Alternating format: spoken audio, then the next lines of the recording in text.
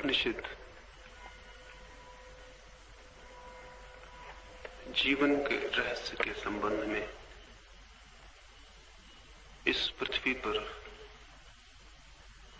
अनूठे शास्त्र कठोपनिषद उन सब उपनिषदों में भी अनूठा है। इसके पहले कि हम उपनिषद में प्रवेश करें, इस उपनिषद की अंतर भूमिका समझ लेनी चाहिए। पहली बात, इस जगत में जो व्यक्ति भी जीवन को जानना चाहता है उसे स्वयं ही मृत्यु से गुजरे बिना और कोई उपाय नहीं। जीवन को जानना हो तो मरने की कला सीखनी पड़ती है। जो मृत्यु से भयभीत है वो जीवन से भी अपरिचित रह जाता है, क्योंकि मृत्यु जीवन का गुह्यतम गहन से गहन केंद्र है। केवल वे ही लोग जीवन को जान पाते हैं जो सचेतन होशपूर्वक स्वागत से भरे हुए मृत्यु में प्रवेश कर सकते हैं। मरते सभी हैं, लेकिन सभी लोग मरने के कारण जीवन को नहीं जान पाते। हम भी बहुत बार मरे और डर है कि अभी और बहुत बार मरेंगे, लेकिन मृत्यु होती है एक जबरदस्ती। हम मरना नहीं चाहते, मरना पड़ता है, इसलिए मृत्यु होती है एक दुख, एक पीड़ा, एक संताप। और मृत्यु की पीड़ा इतनी गहन है कि उस पीड़ा को झेलने का एक ही उपाय है कि आप मूर्छित हो जाएं। इसलिए मरने के पहले ही हम मूर्छित हो जाते। सर्जन तो बहुत बाद में खोज पाए कि पीड़ा से बचने का उपाय बेहोशी है, लेकिन प्रकृति को सदा से पता है। मृत्यु के भय के कारण, पीड़ा के कारण चेतना मूर्छित हो जाती। हम सब मरते हैं मूर्छा में, बहुत बार मरे हैं बेहोश, इसलिए हमें कोई स्मरण नहीं। बहुत बार जन्मे भी हैं लेकिन बेहोश, हमें उसका भी कोई स्मरण नहीं। अतीत की तो बात छोड़ दें, इतना तो निश्चित ही है कि इस बार आप जन्मे, लेकिन इस जन्म का भी कोई स्मरण नहीं। जिसकी मृत्यु मूर्छा में होती है उसका जन्म भी मूर्छा में होता है, क्योंकि मृत्यु एक पहलू है उसी सिक्के का, जन्म जिसका दूसरा पहलू है। एक छोर पर जो बेहोश है वो दूसरे छोर पर भी बेहोश ही होगा। जो मरता है बेहोश वो जन्मता है बेहोश, इसलिए हमें जन्म का भी कोई स्मरण नहीं। सुना है आपने कि आप जन्मे, माता पिता कहते हैं, परिवार समाज कहता है, आप खुद जन्मे हैं लेकिन आपको अपने जन्म की कोई स्मृति नहीं। मरते सभी हैं लेकिन बेहोश मरते हैं, इसलिए मृत्यु से जो सीखा जा सकता है उससे वंचित रह जाते। धर्म होशपूर्वक मरने की कला है। धर्म जानते हुए समझपूर्वक मृत्यु में प्रवेश करने का विज्ञान है। और जो व्यक्ति होशपूर्वक मृत्यु में प्रवेश कर जाता है उसके लिए मृत्यु सदा के लिए समाप्त हो जाती है, क्योंकि होशपूर्वक मरते हुए वो जानता है कि मैं मर ही नहीं रहा हूं। होशपूर्वक मरते हुए वो जानता है कि जो मर रहा है वो मेरी देह है, शरीर है, वस्त्रों से ज्यादा नहीं। और जो मेरी अंतर चेतना है वो मृत्यु में भी प्रज्वलित है। मृत्यु की आंधी भी उसे बुझा नहीं पाती। मृत्यु में जो जानता है, जागता है, होश से भरा है, उसके लिए मृत्यु समाप्त हो गई। जो बेहोश मरता है उसी के लिए मृत्यु है, जो होश पूर्वक मरता है उसके लिए कोई मृत्यु नहीं। फिर मृत्यु ही उसके लिए अमृत का द्वार हो जाती है।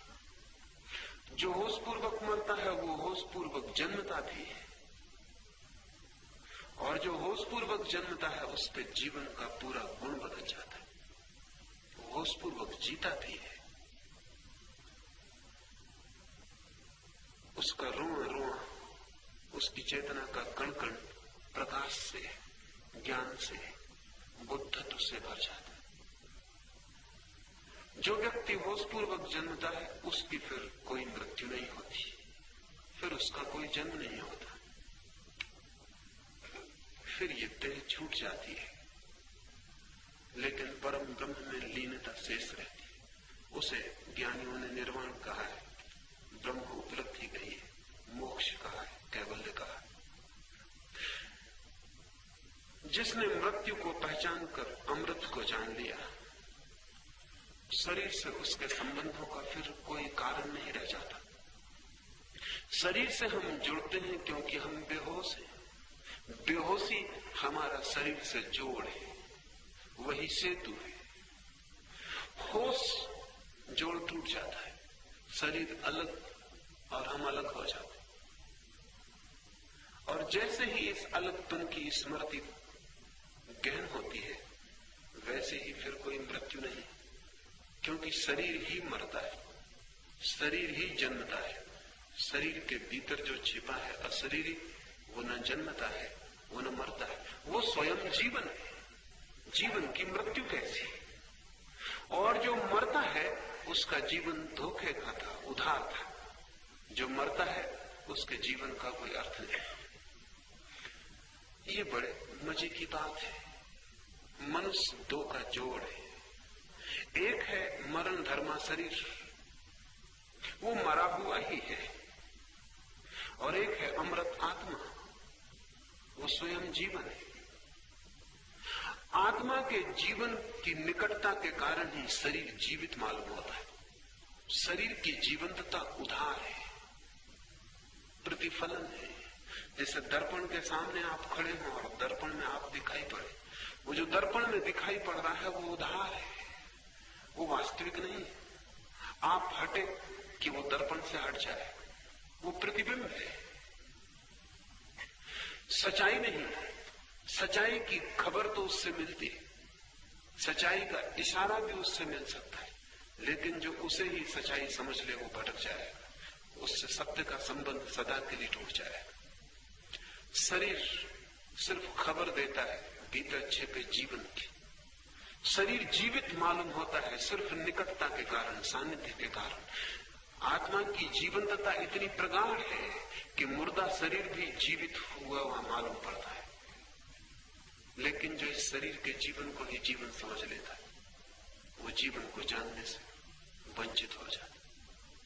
मृत्यु में प्रवेश का अर्थ है दर्पण से हटकर मूल में प्रवेश। इस उपनिषद का सारभूत यही है, शेष कथा है। लेकिन शेष कथा भी बड़ी मधुर है और बहुत सी अनूठी बातों की सूचक है। कठोपनिषद बहुत बार आपने पढ़ा होगा, बहुत बार कठोपनिषद के संबंध में बातें सुनी होंगी, लेकिन कठोपनिषद जितना सरल मालूम पड़ता है उतना सरल नहीं। ध्यान रहे, जो बातें बहुत कठिन हैं उन्हें ऋषियों ने बहुत सरल ढंग से कहने की कोशिश की है, क्योंकि वे बातें ही इतनी कठिन हैं कि सरल ढंग से कहने पर भी समझ में ना आएगी। अगर सीधी सीधी कह दी जाए तो आपसे उनका कोई संबंध, कोई संपर्क ही नहीं होगा।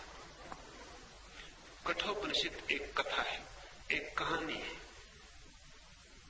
लेकिन उस कहानी में वो सब है जो जीवन में छिपा है। हम इस कहानी की एक एक परत को उघाड़ना शुरू करेंगे। ओम इस सच्चिदानंद घन रूप परमात्मा के नाम का स्मरण करके उपनिषद का आरंभ करते हैं। परमात्मा के स्मरण से आरंभ।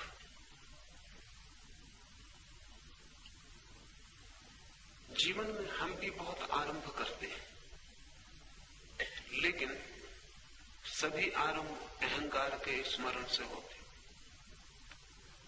हम जो भी करते हैं उसमें मैं मौजूद होता हूं। असल में हम करते ही इसलिए हैं कि मैं घना हो, सघन हो, मजबूत हो। हमारी सारी क्रियाएं मैं को ही मजबूत करने की चेष्टा है। हमारा सारा कर्तापन अहंकार को भरने की कोशिश है। इसलिए संसार में सभी कुछ प्रारंभ हो सकता है अहंकार से, लेकिन धर्म का प्रारंभ अहंकार से नहीं हो सकता। धर्म का प्रारंभ निरअहंकार से होगा। परमात्मा का स्मरण इस बात का स्मरण है कि मैं नहीं हूं, तू है। मेरा होना न होने के बराबर है। मैं तेरे स्मरण से शुरू करता हूं, उसका अर्थ है कि मैं अपने को केंद्र से हटा लेता हूं, तू केंद्र पर है। मैं परिधि बनता हूं, मैं गौण हो जाता हूं, तू प्रमुख है। परमात्मा का स्मरण अगर वास्तविक हो तो मात्र स्मरण से ही सब कुछ घट सकता है। शायद आगे उपनिषद में जाने की जरूरत भी न रह जाए। मात्र स्मरण की तू ही सब कुछ है और मैं कुछ भी नहीं। अगर ये सचमुच वास्तविक हो जाए, जीवंत हो जाए, अनुभव बन जाए, पूरे प्राण हमारे इसी एक भाव से भर जाए, पूरा श्वास का हृदय की धड़कन धड़कन एक ही गूंज से उठ जाए प्रभु के स्मरण से, तो शायद आगे जाने की कोई भी जरूरत नहीं। या आगे जो कहा गया है वो ऐसे लोगों ने कहा है जो ऐसे स्मरण से भर गए। जिन्होंने इस स्मरण को जाना उनके लिए जीवन के सारे रहस्य खुल गए। उनके लिए कहीं कोई पर्दा न रहा। उनके लिए जीवन एक खुली किताब हो गई। ऋषि कहता है प्रभु के स्मरण से हम इस उपनिषद का प्रारंभ करते हैं। आपसे भी मैं कहूंगा इस साधना शिविर का प्रारंभ आप अपने से न करें, प्रभु स्मरण से करें। जो अपने से करेगा वो खाली हाथ लौट जाए। जो अपने से करेगा वो व्यर्थ ही आया, वो आया ही नहीं। क्योंकि ध्यान वहीं शुरू होता है जहां आप समाप्त होते हैं। जहां तक आप हैं वहां तक कोई ध्यान नहीं। आपकी मृत्यु, आपका मरना ही ध्यान है। प्रभु के स्मरण का अर्थ है कि मैं मूल्यवान नहीं हूं कि मेरा स्मरण करूं। मैं हट जाता हूं, मैं जगह दे देता हूं। और जब आप जगह दे देते,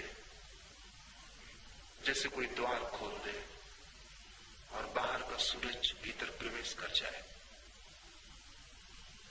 जैसे ही आप हट जाते हैं कि शाश्वत प्रकाश आपके भीतर भरना शुरू हो जाता है। आपके अतिरिक्त तो और कोई बाधा नहीं। लोग मेरे पास आते हैं और पूछते हैं क्या है बाधा, क्या है अड़चन। बड़ी कोशिश करते हैं, ध्यान की नहीं होता। प्रार्थना करते हैं, अधूरी रह जाती। स्मरण करते हैं, छूट जाता है। माला फेरते हैं, हाथ में ही रह जाती, भीतर कुछ और फिरने लगता है। मंदिर में जाते हैं, पहुंच नहीं पाते। शास्त्र पढ़ते हैं, कहीं भी प्राण उससे स्पंदित नहीं होते। क्या बाधा है, क्या अड़चन? कोई और बाधा होती तो मैं भी छीन सकता था। आप ही बाधा है। आपके अतिरिक्त इस बाधा को और कोई भी मिटा नहीं सकता। प्रभु के स्मरण का अर्थ है मैं अपने को हटाता हूं, मैं अपने को भूलता हूं और तुझे स्मरण करता हूं। पर हम बड़े मजेदार लोग हैं। हम प्रभु का स्मरण भी करते हैं तो भी हम ही स्मरण करते हैं। और जहां आप मौजूद हैं वहां प्रभु मौजूद नहीं हो सकता। आपके और उसके मिलने का कोई भी उपाय नहीं। आपकी उससे कभी कोई मुलाकात न होगी, कभी हुई नहीं किसी की। जब व्यक्ति मिट जाता है तब उसका प्रकट होना शुरू होता है। कबीर ने कहा है कि बड़ी उलझन है, पहले मैं खोजता था, खोजते खोजते खुद खो गया, अब तुम मिले हो, लेकिन तुम मिले हो तब मैं नहीं हूं। जो खोजने निकला था वो अब नहीं। कबीर ने कहा है, जब मैं तुम्हें पुकारता फिरता था, खोजता था, तुम्हारा कोई पता न चलता था, और अब तुम मेरे पीछे पीछे घूमते हो, कबीर कबीर बुलाते, और अब मैं नहीं हूं। आज तक किसी मनुष्य का परमात्मा से मिलन नहीं हुआ, कभी हो भी नहीं सकता। वो मिलन असंभव, वो वैसा ही असंभव है जैसे प्रकाश और अंधेरे का कोई मिलन नहीं होता। अंधेरा होता है तो प्रकाश नहीं होता, प्रकाश होता है तो अंधेरा नहीं होता। आप अंधेरा हैं। हम स्मरण भी करते हैं प्रभु का, तो इस अंधेरे के भीतर ही वो स्मरण भी, हम उस स्मरण को भी इस अंधेरे का एक अंग बना लेते हैं। हमारा धर्म भी हमसे छोटा होता है, हमारी प्रार्थना भी हमसे छोटी होती है, और जैसे हम और चीजें संभाल के रखते हैं वैसे ही अपनी प्रार्थना को भी संभाल के रख लेते हैं। लेकिन मालिक अहंकार ही होता है।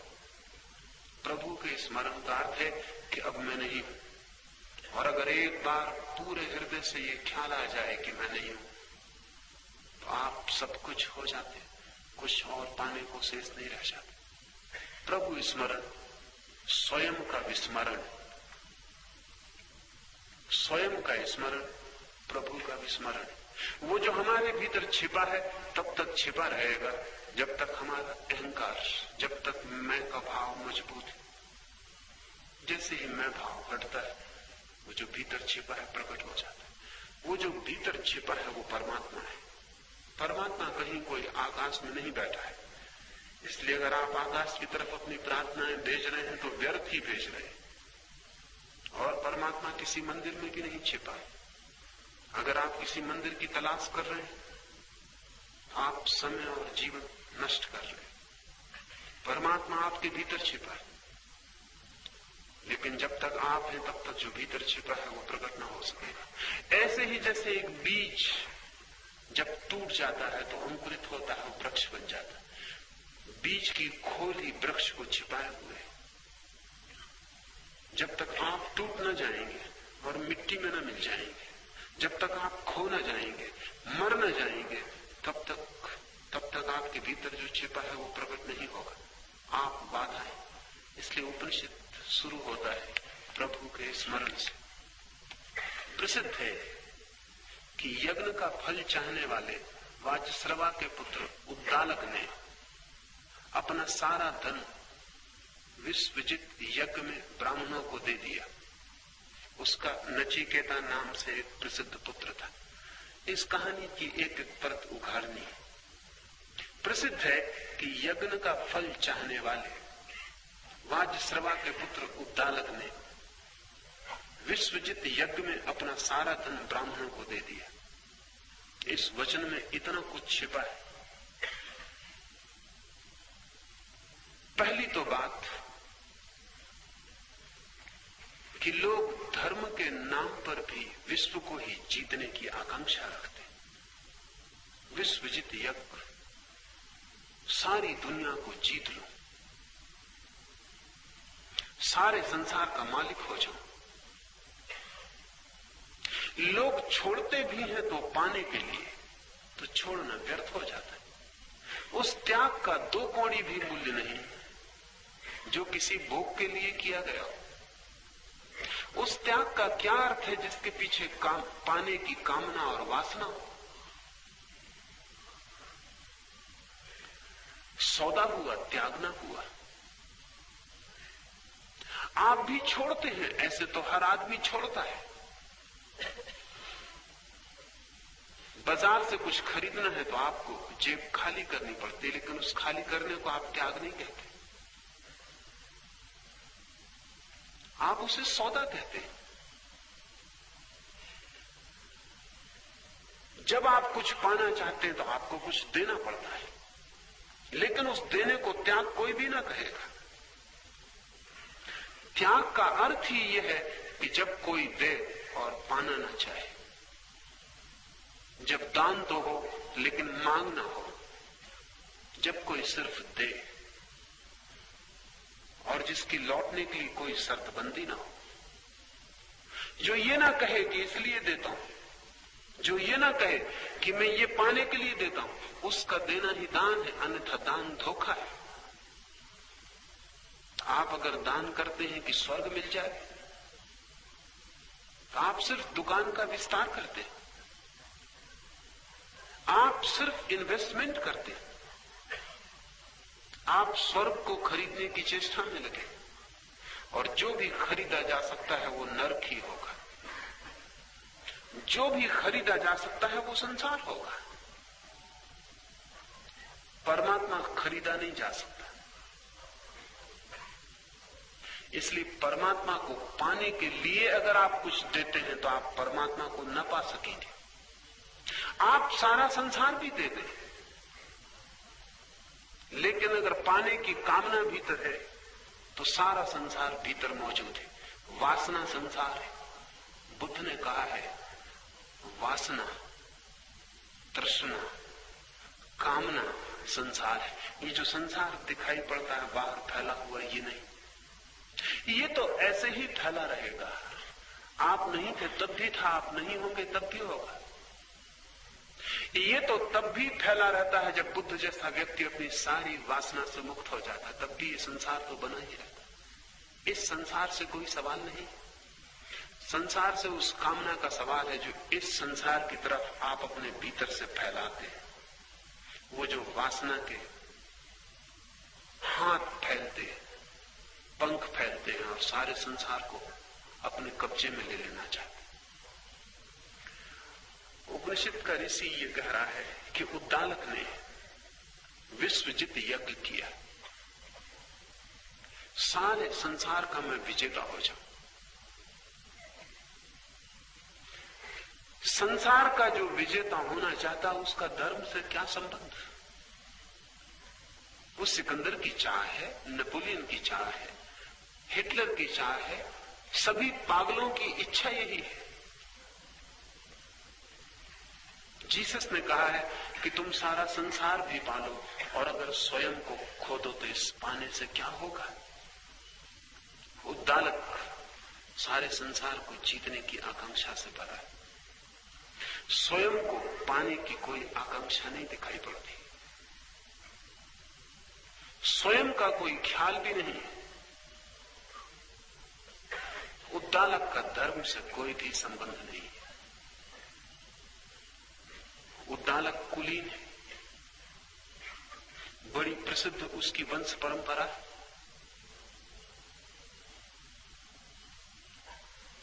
समझदार है, बुद्धिमान है, पंडित है,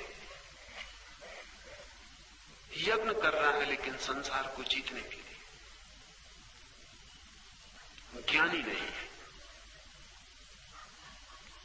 अनुभवी है, उम्र है उसकी, लेकिन फिर भी अनुभव निचोड़ के ज्ञान नहीं बन पाया है।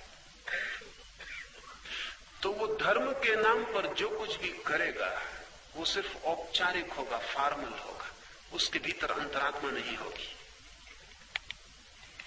उसने अपना सारा धन ब्राह्मणों को दे दिया, लेकिन वासना है विश्व विजय की, वासना है ख्याति की, यश की, वासना है अहंकार की।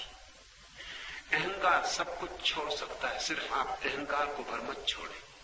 अहंकार सब छोड़ सकता है, महलों को लात मार सकता है, सिंहासनों को लात मार सकता है, धन को फेंक सकता है, पत्नी बच्चों को त्याग सकता है। अहंकार सब छोड़ सकता है अगर आप अहंकार भर को संभालने को राजी हो। अहंकार डरता है सिर्फ एक बात से कि आप उसको न छोड़ दें। आप सब छोड़ें, क्योंकि अहंकार बड़ा कुशल है, आप जो भी छोड़ते हैं उसी से अपने को भर लेता है। अहंकार धन से ही नहीं भरता, त्याग से भी अपने को भर लेता है।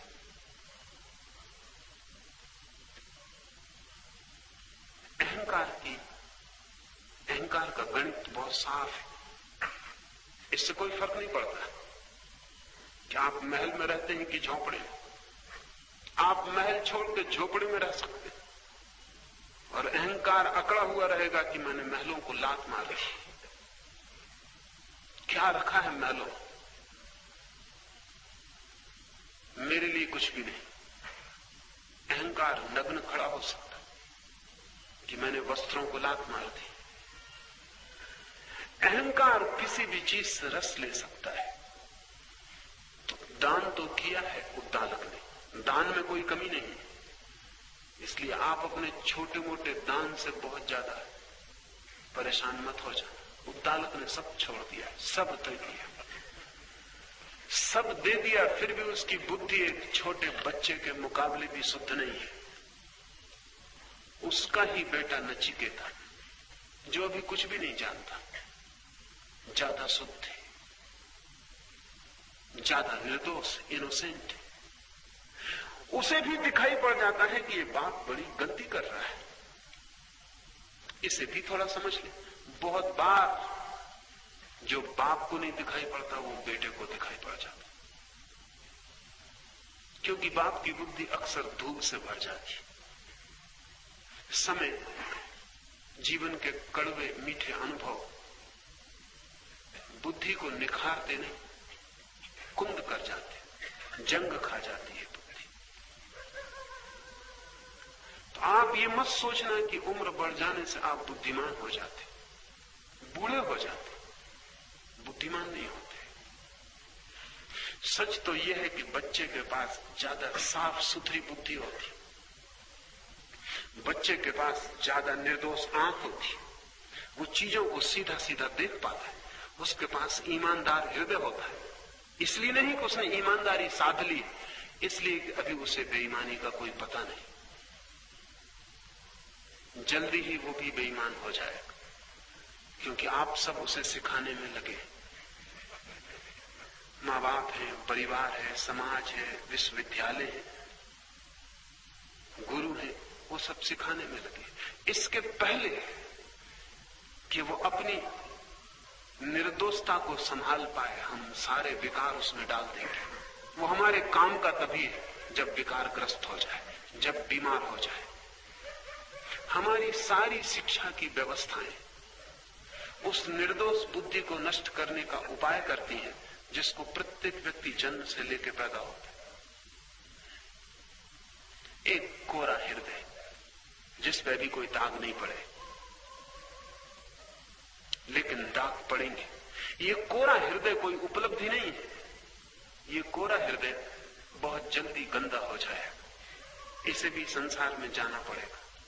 इसके बाप के पास भी किसी दिन ऐसा ही कोरा हृदय था, इसलिए बचपन प्राकृतिक घटना है, उसमें कोई गौरव नहीं है। लेकिन कोई बूढ़ा होकर फिर जब बच्चे की आंख पा लेता है, तब गौरव की बात है। जब कोई बूढ़ा होकर भी हृदय को बूढ़ा नहीं होने देता और ताजा और निर्दोष रख लेता है, तब गौरव की बात है। इसलिए जीसस ने कहा है कि मेरे प्रभु के राज्य में वे ही प्रवेश कर सकेंगे जो छोटे बच्चों की तरह, छोटे बच्चों की भांति। काश जीसस को नचिकेता का पता होता, तो जीसस ने नचिकेता का नाम जरूर लिया होता, क्योंकि पूरे इतिहास में नचिकेता जैसा शुद्ध हृदय खोजना मुश्किल है। सभी बच्चों के पास होता है, और आप ये मत सोचना कि आपके बच्चे के पास नहीं। उद्दालक को भी समझ में नहीं आया था, आपको भी समझ में नहीं आएगा। आप जरा अपने बेटे की, अपनी बेटी की बात गौर से सुनना। उद्दालक ने भी नहीं सुनी थी, आप भी नहीं सुनेंगे, क्योंकि आप समझते हैं कि बेटे ना समझ, आप समझदार हैं। उम्र को लोग समझदारी का पर्यायवाची समझ लेते हैं। काश हम बच्चों की बातें गौर से सुन सके, काश हम अपनी बुद्धिमत्ता को एक तरफ हटा के उनकी बातें सुन सके, तो कठोपनिषद जैसे लाखों उपनिषद पैदा हो जाए। ये तो कोई ऋषि पकड़ पाया इस कथा को, उद्दालक नहीं समझ पाया। हुआ क्या, होता क्या है रोज? रोज यही होता है, आप अपने बचपन को खो दिए, आपने बेच दिया, आपने संसार की कुछ चीजें खरीद ली। उन्हें खरीदने में आपको अनिवार्य रूप से अपनी निर्दोषता बेचनी पड़ी। आपने कुछ तिजोरी बड़ी कर ली, कोई मकान बना लिया, कोई जमीन खरीद ली, आपने बचपन खो दिया। और जब कोई बच्चा आपसे कुछ कहता है तो एक तो आपको एक दूसरे की भाषा समझ में नहीं आती, क्योंकि बच्चा किसी और ही दुनिया से बोलता है। बच्चे के लिए कुछ और चीजें मूल्यवान है, आप किसी